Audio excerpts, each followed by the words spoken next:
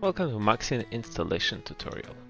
First of all, import our package, import our SDK package. Make sure to import all of it, as there is two RAR files that are needed for the auto configuration of your build settings. You can see there are here, so on. When MaxScene SDK is finished importing, you will have a little window if you never configured the settings. Here you can choose URP or non-URP, depends on your project or what you want to have. Oculus AR. The AR is using the AR Foundation.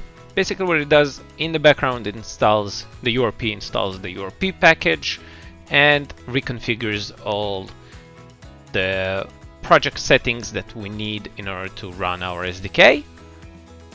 Don't worry if you're already in a made project, it won't touch your whole settings, it will touch the specific points it needs and it will add it onto them.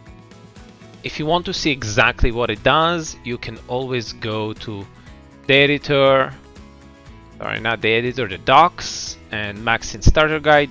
It will explain to you exactly step by step what it changes, because here you can do it manually and so on. Thank you very much and have a nice day.